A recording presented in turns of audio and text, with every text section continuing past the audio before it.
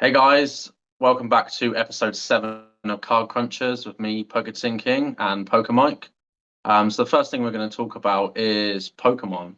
So what's currently happening right now, especially the Japanese market, is these tag team cards and these waifu training cards in Japanese are absolutely inflated in the market. So we're seeing confirmed sales and paid for prices well into the thousands. Some of them are 10 times Yeah. last sold compared to like last month. And we are seeing some cards that, fake Japanese accounts are being made. People aren't paying to kind of inflate the market as such. So what do you think about that one, Mike? Yeah, I mean, there's a lot. I actually think there's actually sort of like two parts to this. I see people getting quite annoyed and confused, and they don't understand it, and I can see where they're coming from. If you've been in the hobby collecting for a long time, when you see these cards suddenly worth loads of money, when go back even just like 4 or 5 years, like pre 2020, no one cared about full art trainers whatsoever. They were cheap. Maybe at best they were like £20 from like a new modern set. And yeah, I see people getting frustrated about this situation. And I think a good thing to remember is there's two parts to it. Full art trainers have been, I believe, organically rising in value over time. So probably since Yeah. 2020, I'd say about 2 years, there has been interest in full art trainers and waifu cards in Pokemon. So there has been some like really genuine organic growth. But then there's this event that's happened now where it's only Japanese full art trainers are getting hyped, and that is the new trend. And there's always a trend. There's always a trend in Pokemon, and just that is the current trend at the moment. They've shot up, and I mean, we all know what happens. It's only a matter of time. They just shoot back down. Yeah, I think, I agree with that one. The training cards have been organically growing the last couple of years. The demand for them has massively increased. People I know people that only specifically collect the trainer cards now, Yeah, to try sort for their collection. So a lot of these have been going up in price naturally over the years. But obviously, as you said, with trends, like we had the prime cards earlier on in the year. Japanese primes went up in PSA 10s to absolutely ridiculous prices. But I think it wasn't talked about as much because I suppose it was only a couple of cards. yeah, Um, from what I've seen, like the trainer cards, obviously, I know the Lily card specifically. Um, one of them at the moment, I believe, is an auction for around $60,000 at the yeah. moment. That's right. I don't know the authenticity of those bids. So it'd be interesting to see. Someone did put, I've seen a lot of people post. I would say from what it looks like right now, it's 50% of what's been shown as sold isn't being paid for, and that's bids and buy it nows, and the other half is. So there is prices rising where people actually pay in. Yeah, But obviously, if you're looking at interested in buying these cards, I mean, I wouldn't, for starters, be buying something that's really hype right now because, as no, we've spoken about this before on other cards, it's if you're selling right now, it's probably a really good time to be selling. Selling to that hype because, as you said, they'll have a retrace. They'll drop back down to probably not to levels they were before. It never really does that, does it? Really, it will still be quite high. yep, definitely, But we yeah, probably won't be seeing these. We won't be seeing a card sell for $600 and then 3 weeks later for 8.5 grand. That that that specifically, if it's a high pot card, that's not real. Essentially, if it's a low pot card, only takes a couple of them to be taken off the yeah, market for that to then be like, right, this card is now in demand and it's low pop, so you can charge whatever you want for it. yeah, um but yeah, it's an interest. I think the tag team cards themselves, that's probably more organic right now. I think that yeah. might be what the full art trends were a couple of years ago when it was just that growth. Yeah, I agree there. I think you're right. there's also that happening at the same time. But yeah, I mean, it's just too much quick growth. The same with anything. Same with 2020. When there's such a sudden, fast amount of growth, then it always does the same thing. Eventually, it has a sudden retrace, and yeah, it normally ends up a little bit higher than perhaps what it was before. Like with the full art trainers, they've had organic growth over time. People are genuinely interested, and there are people out there that do want to collect these, and that's been proven over like 2 years because they're still doing it. But these sudden increases, they're just, they're going to come and go like they always have done. I don't really see it with the tag teams, like you said. Like they are rising in price, but they're not like these stupid like £60,000 figures that we're seeing with the Japanese Lily card. Like it seems so clear to me that, I don't know, it's just kind of frustrating that people, I guess, are paying that, because what happens is anyone who has that card just in a binder, because it was just worth like £20 for God knows how long, there's now going to be a flood like of these cards that go to PSA to be graded, come back in 1 month, 2 months, 3 months, and then it's obviously going to crash down from like 5 figures. It's not going to be 5 figures when 500 of these cards hit the market in 1 to 3 months. Just not. So it does baffle me that people are paying this price for it. It's crazy.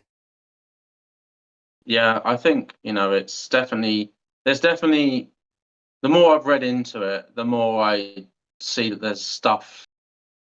there's a lot going on.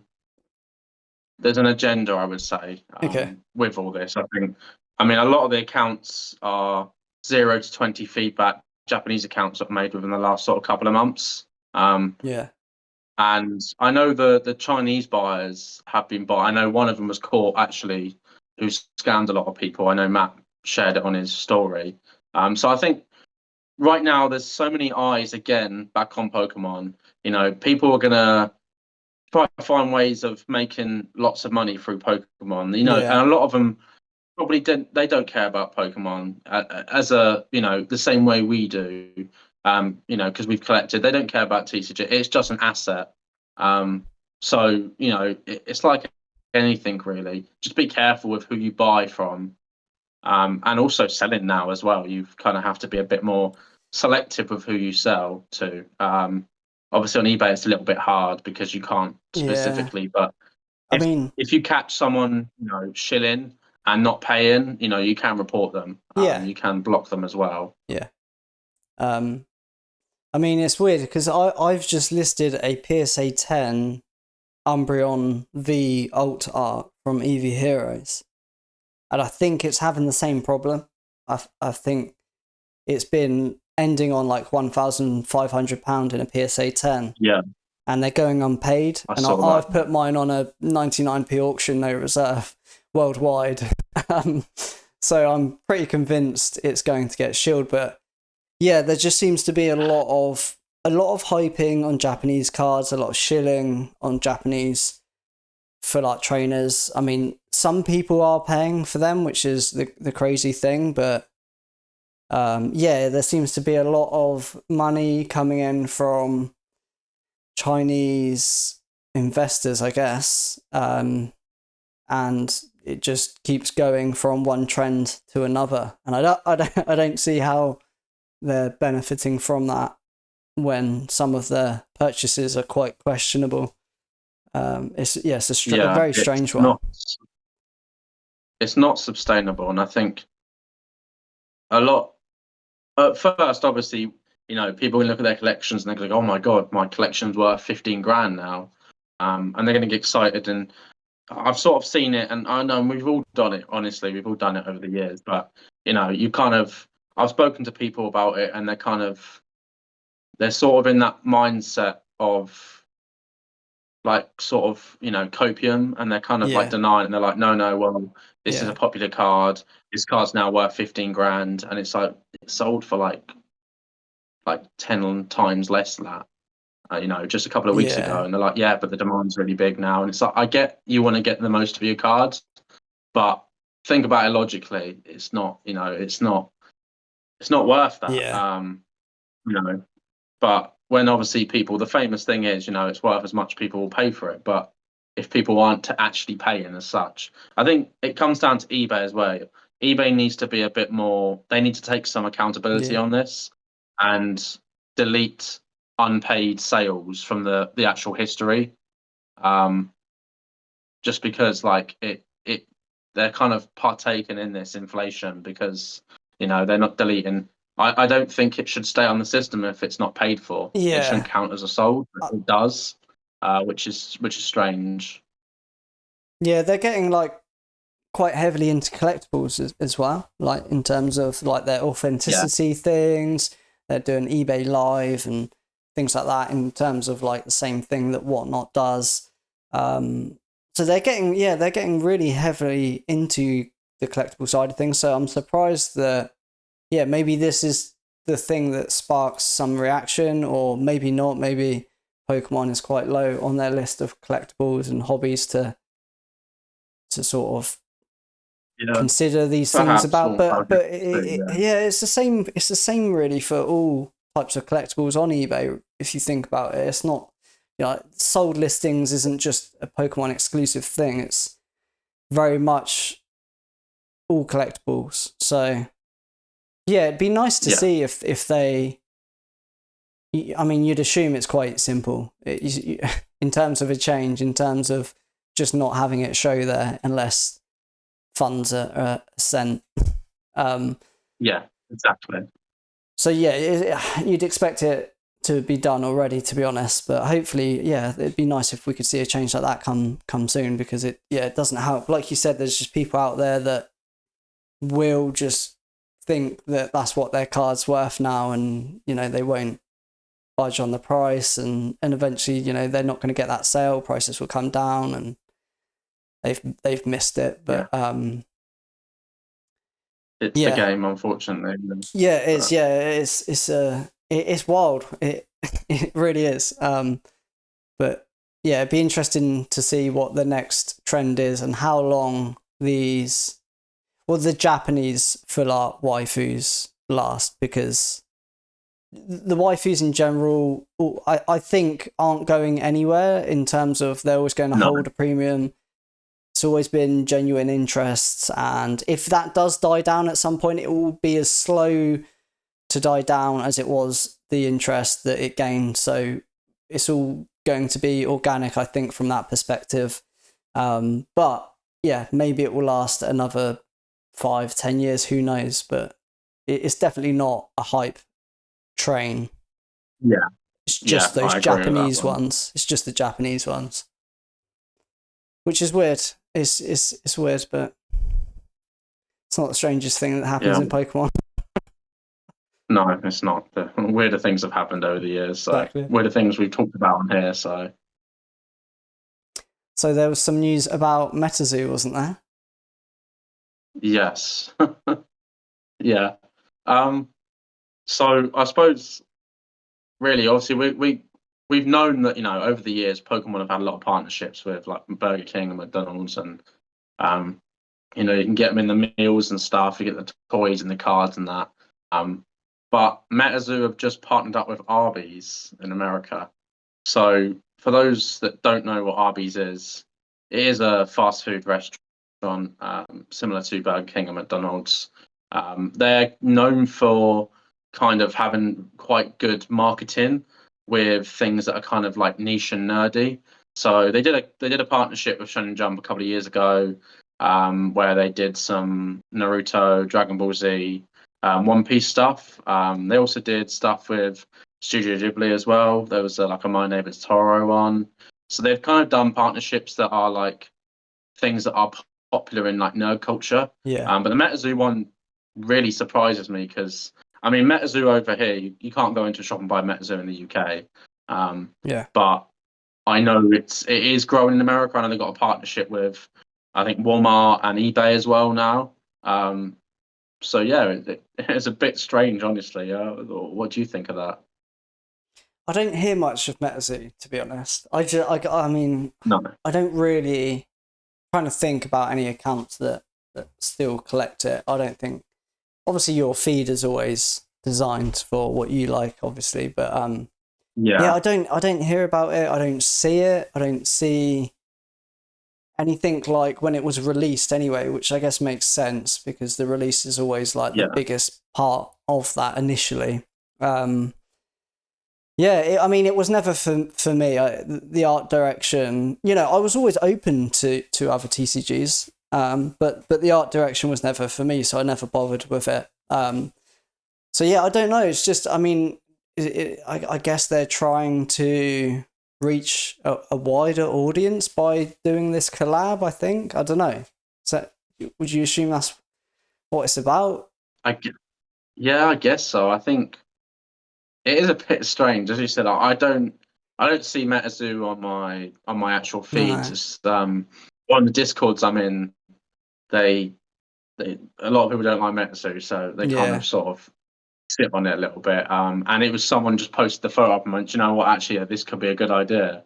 And I mean, I've heard of Arby's, and it's still not sure what's actually they're doing. Like, is it just they're going to make like toys or cards?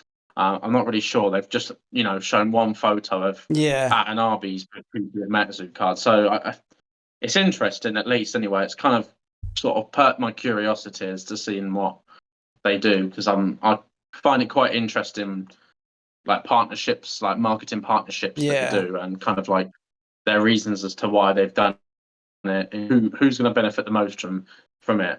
But yeah, it's definitely interesting. If I learn more, I'll probably bring it up here, because I think it's something different to talk about. Yeah, I mean, it wouldn't have been cheap, would it, to do? No, So it's like, I don't think it. No, I can only assume they're doing promos, right? Like, it doesn't really make sense to do anything else. But I guess we don't know. Yeah, I mean, Metazoo are planning to do like an animated TV series. They're doing like merchandise. Like they're basically, their plan is to do what Pokemon did in like the first couple of years. And just like go absolutely mega broken. So I guess, I mean, McDonald's and Burger King probably saw the email and just thought, yeah, no. But obviously Arby's has partnered with them, so yeah, it'll be interesting. It might be promos, or I remember Burger King did Pokemon watches and the gold cards as well. Yeah. So it'll be interesting to see what they actually do with that. Honestly, do you really maybe think... yeah. Sorry, go on. Oh yeah, that was it. There was nothing else. Do you really think they made enough from their Kickstarter to do games, TV show? Like,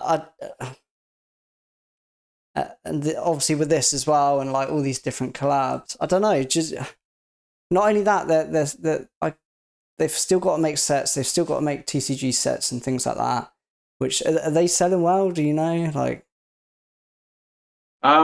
so they had to. So obviously you had Cryptic Nation come out. I know this the second edition, like the Unlimited, I guess.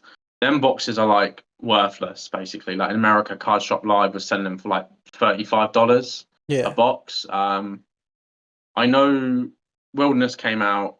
I think Nightfall was the second set.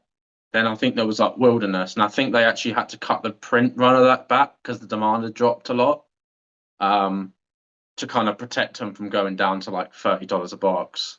And I think then the newest set is like UFO or something. So I'm not 100% sure. I don't know, honestly. I can't see how they have the money to be able to do the things that they want to do. Yeah. I know they've had some biggish names like Backham, like Gary King Pokemon and Steve Aoki, and I don't see that anymore, do you? Not really, no. Honestly, I don't. Apart from a couple of people in the Discord, I hear no one talk about Metazoo. And I think those that are collecting within the US have obviously got their core circle of people that are collecting Metazoo. But outside of that, if they were to kind of like talk to people that don't collect it and like listen to them, not just go, oh, but not people that are just hating on it, but people that are just generally being constructive, they've Yeah. realised how small Metazoo is. Yeah. That's why this partnership surprised me the most, because it is just odd. Yeah, because I guess that's why they do it. I was going to say, like, it's going to come out and people are going to go, oh, what even is that? But I guess that's the whole reason of doing the partnership, is to get exposure, and to get people looking it up if they, whatever they make with them is interesting enough for them to be intrigued. But yeah, that's what I mean. Like, I don't see any of those accounts that were there when it was released talking about it whatsoever. I guess the things that you mentioned, like games and TV shows and all this stuff, like, I guess probably that's just them being optimistic when they started it, and they thought, like, oh, if it just keeps going well, we can not only make sets, but we can do all these other things as well. And maybe that's now not an option for them. Maybe that's just, plans that they had if it was to be very successful. I don't see it anywhere at all. I know I'm not looking for it, but yeah, I think that's the thing. Like, a lot of these Kickstarter TCGs, as we said before, like Vakora as well, like, I don't see them being around in a couple of years at all, like in any capacity. I'll tell you what, I'm surprised they're still around. Like, I'm genuinely surprised when I see Akora eBay collabs and eBay Akora adverts pop up on my Instagram. Like, I'm genuinely surprised they're still going. Like, their last set was worth about £10 a box on eBay sold. I think with that, there's, where TCGs have grown so much, I think there's a small enough group of people that have got probably sustain it. They're probably over leveraged in it, honestly. But they've probably got so much in it that they can't afford it to die. So they're doing everything they can to keep it alive. I know certain accounts that do that with certain TCGs. And yeah, I actually sold an Akora Kickstarter deck on auction the other day. Did you? Yeah, for £7.60. I was like, I'll buy it now, and I was like, this is never going to sell. I've got a few. Yeah. So I was like, I'll just chuck it on auction. And actually, I don't think the buyer paid. No way. So no, I think actually the auction ended on Saturday, I think, and they haven't paid. So maybe they were trying to shield the deck to £7. You got shielded to £7.50. I'm not sure. Oh god. Yeah, it's embarrassing. I mean, yeah, we've we could I could talk for about an hour about Kickstarter TCGs and their failures and kind of things like that. But yeah, it'll be interesting. I'll follow up on the Metazoo, I think. Yeah. If the stuff that comes out is worth talking about. Just for comedy, really, more than anything. Yeah, definitely. Yeah. Actually, another TCG, I'm not sure if you're that aware of it. Have you heard of it? It's Union Arena. Yes, I've heard of it. I've heard of it a little bit. Honestly, I'd say there's so many card games, especially the ones that are coming out of like Japan. There's so many coming out that it's kind of hard to keep track. I've heard of it, but I don't. What's the basis of it? Well, it's kind of like a Weiss Schwarz, but it's basically like a Weiss Schwarz TCG where they collab with different IPs. So it came out. I think the different sets came out a few months ago, and they've got Demon Slayer, they've got Jujutsu Kaisen, they've got Hunter x Hunter. So it's all anime. And it's all very popular anime. Interestingly enough, they've got Slime as well, which Weiss Schwarz also have. So they've both got it at the same time. But yeah, when I first heard about it, it was very much, oh my god, this is going to take over Weiss Schwarz. Weiss Schwarz is dead. Demon Slayer, Jujutsu Kaisen, like Bleach, it's got Bleach as well. Like all these, popular anime shows that Weiss Schwarz doesn't have. But yeah, and then it kind of came out, and I didn't see it. I didn't see anyone opening it. I didn't see any of the cards. It was really strange, but I've slowly started to see a little bit more of it now. And I think maybe just because it's Japanese only at the moment, maybe that's the only reason. Yeah. But I still found it strange how it was very much like it was coming to take over Weiss Schwarz, and then it was just like, oh, it's already out. Oh, I haven't seen it. Like, yeah, I mean, is there, generally curious, is there a need for another TCG like that? Honestly, I think Weiss is so it's so like up and down between each set with obviously the different IPs. Yeah, it does seem strange. And another thing as well is how can this TCG, how can Union Arena get the licenses for some of these anime that Weiss can't? oh yeah, or good point. Can't? Because Bushiroad's bigger, right? They've been doing it for years. Surely, if you were an anime series, they would be the ones to go to, right? Yeah. Unless Union Arena like kind of paid these series like stupid amounts of money for their license. I think it might be Bandai. I think Union Arena might be Bandai, and I guess maybe there's some connection to Bandai and then the production company. You know what I mean? Like there could be something there that gives them more of a easy way to get the license. I don't know. But I mean, they don't have signatures though. Oh, okay. It's literally just okay. So like obviously they need the license for the IP, but they don't need to license the signatures, which is what Weiss Schwarz normally struggle with. Yeah, interesting. Yeah, I mean, maybe you should get someone open it and see what it's like. Yeah, I mean, I've Matt has told me to do that. Some other people on my channel have commented on some videos and mentioned Union Arena and that it's very cheap, so it's quite good to open. So yeah, I might do that. I might grab some if I can find it. I think you can just pick it up on Amazon Japan for like £30-40 or something. So yeah, maybe I'll open some and see what it's like.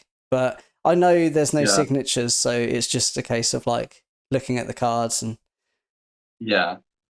just it's not got that pull that Weiss has with the chases. Yeah, like it's going to have its own chases, of course, but yeah, you know, if I had to make an assumption now, like I would obviously prefer the voice actors' signatures on it and stuff like that.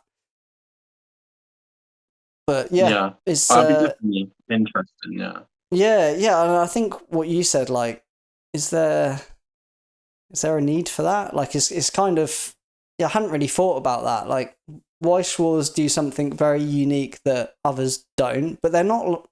It's not like they're massively successful, and other companies would be like, "Oh, we should do something like that." Because I think, as good as it is, like having all the different IPs and things like that, it does really complicate it.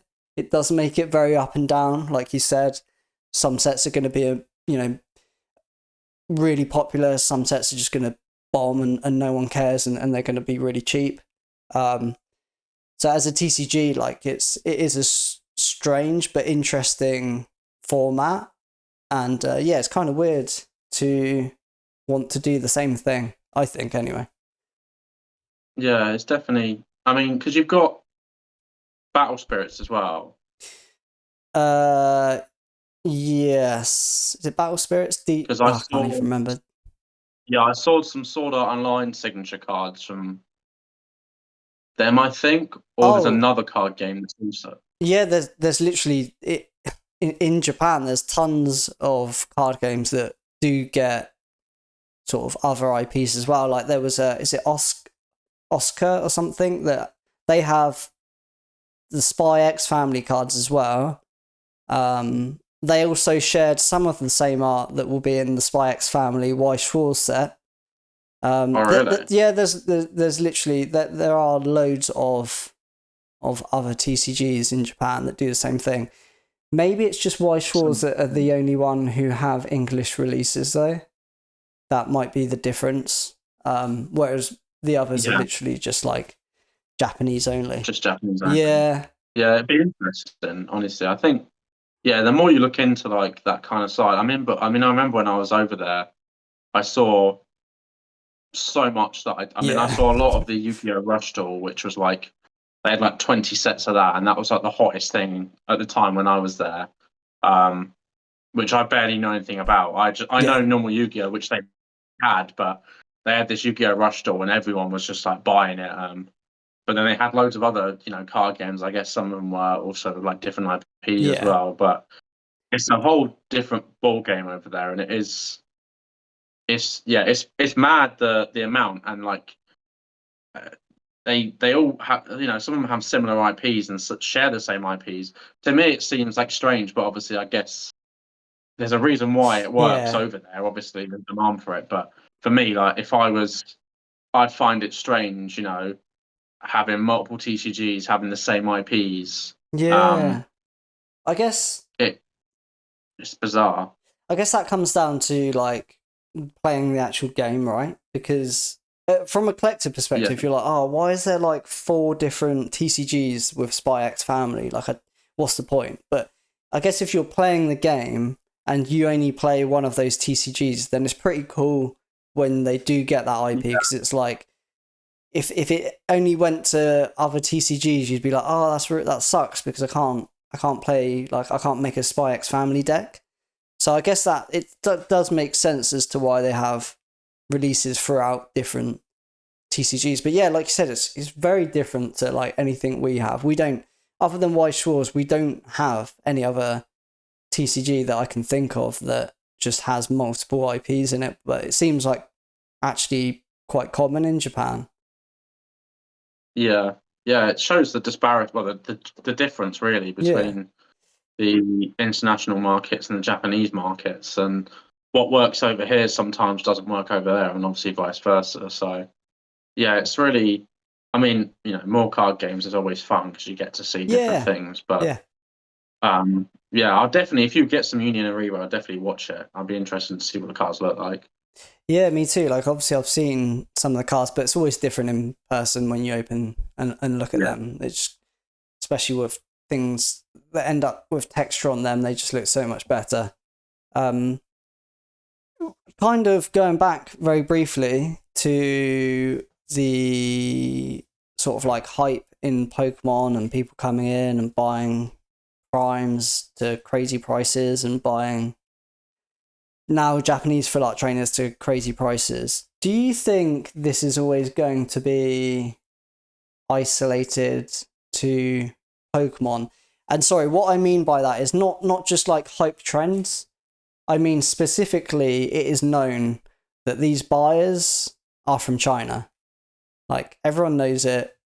Do you think those particular buyers, do you think they ever move from Pokemon, or do you think they just keep doing sort of different trends in Pokemon? Because I don't think we've seen them in any other TCG yet, have we?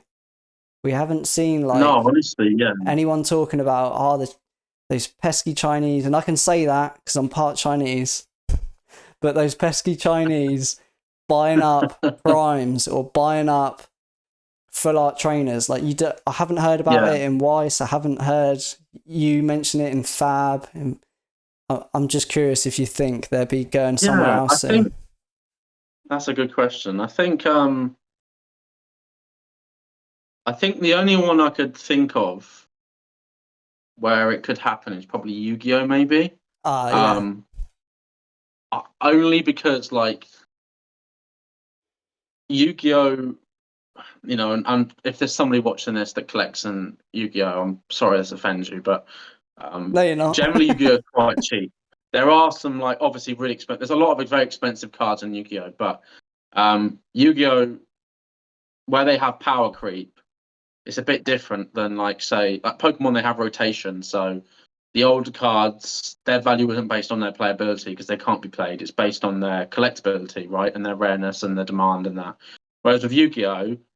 Obviously you have a ban list and such, an unlimited list, but any card can be used from any era. It just because the cards that are older cards generally aren't played very much because they're not very good. Like there are some exceptions, of course, but yeah, I think with Yu-Gi-Oh, it's probably the only one I think of could happen with. I know I've seen some big buyouts from the Japanese market for Flesh and Blood, but that's more because Flesh and Blood is just hit in Japan and they're playing in Japanese language, so it's more speculation rather than. And I know there's been some investment groups in Japan that have been buying, but not really the same as like you hear about Pokemon. I think Pokemon's such a universally large and global IP. That I don't think it will happen with anything else. I might be wrong, it might happen tomorrow, Magic the Gathering, and but I think with Pokemon, I think a lot of people's stance on it would be that Pokemon was underrated for so long. If you ask a lot of people that have been in the game, got skin in the game, I think a lot of them will say Pokemon's been underrated for so long. And I don't know if I agree or disagree with that one, honestly, because it was, relative to the demand. Yeah, I don't think that applies to the prime buyer, the prime hype, the Japanese full art trainer hype that's going on now. I don't think, because essentially if you're saying like, oh yeah, it's underrated, you're essentially agreeing that these prices are genuine, and they're not. They're just going to come back down. Yeah, I think what I mean is not like specific cards. I think people just generally mean that the floor price for a lot of Pokemon stuff was under the price they should be. I don't agree with that, but I think that's going to be the sentiment for a lot of people where they go, yeah, but Pokemon's been too cheap for so long. Yeah. And it's like, no, it's only been like this the last couple of years, post-COVID. Before then, we know that a lot of stuff was cheap. So I think it will be isolated Pokemon for now anyway. And, it'll be interesting to see if it ever happens to anything else, but it'll also be interesting to see how long this lasts for and what's the next topic, what's the next thing they're going to choose. And I think this is what people chase. This is what those quick tendies type of people go after, is they try to go after these next hype cards before they get there, and you're never going to know. You're not the guy shilling it up to 60k and actually buying one for 20k for it to be showing up as a sold, and like anyone's guess is as good as anyone else's if you're trying to catch the hype trend. But like it's interesting. I think you made a very good point there about saying how Pokemon's so universal, and perhaps that's why we have this activity from China in Pokemon at the moment and not in any other TCGs, because how universal is Magic, how universal is any of those other TCGs. If you think about China, I don't know. I guess we'll see. Maybe Yu-Gi-Oh's next. Maybe Union Arena's the next one. I don't know. Yeah, I think the next card that's going to be the hot stuff is going to be that Alolan Persian GX. I think that's going to be the card that absolutely pops off. If you're watching this right now and you haven't got at least 50 copies, I recommend buying 50 copies right now, because that card is going to the moon. I mean, it speaks for itself. If you just look that up on eBay and look at the artwork, that is one to it sells itself. Yeah, it's a display piece right there. Other than the Alolan Persian GX, I think we are wrapping that up today. I just want to say, actually, before we finish though, is that if you want to support us in any way whatsoever, you can do. I've just started a Weiss Schwarz online store where I stock English Weiss Schwarz sets, every single one, and ship them to the UK and Europe, and I'm much, much cheaper than any of the other sites here. So if you're looking to support and you're interested in picking up any Weiss Schwarz product, please head over to cardcami.co.uk, and you've got a way to support Jamie as well. So if you just want to drop your information about how they can do that. Yeah, so Yeah, I'll talk about your site as well. I think it's absolutely fantastic. You're giving people an opportunity to buy Weiss product in the UK cheaper than anywhere else. Like generally, Thanks, it man. is going to be cheaper than anywhere else. Yeah. So it's a great opportunity for people that want to get that. Might be listening to this, might be thinking, I want to get into some Weiss, to pick some up. But for me, I've set up Patreon recently. Um, I'm going to be doing like weekly market analysis talks. I've already done two already. I'll be doing some content on there that's going to be exclusive, videos and stuff. They're going to be shorter than what I put on my channel, because I know that the kind of attention span on Patreon is a lot different than YouTube. But I will be building that up over the sort of the next couple of weeks and months. There'll be links to the store and the Patreon in the description below. But yeah, I appreciate everybody that watches these still. We're on episode 7 now. It's mad, a lot of podcasts don't make it past a couple of episodes. Yeah. And we're still, this is episode 7 now. We've got so much more planned. We've got some really big guests coming up in the future as well. So yeah, just, thank you all for watching and kind of engaging as well. Yeah, appreciate you all, and you don't have to sign up to Jamie's Patreon and buy Weiss Schwarz from me, but if you do, thank you very, very much. But yeah, if you're just a viewer and you're just here to view the content, that is also a way of supporting us. So really appreciate you guys listening, especially if you get to this point of the episode. So as always, thanks for watching, and we'll see you in the next one. Bye.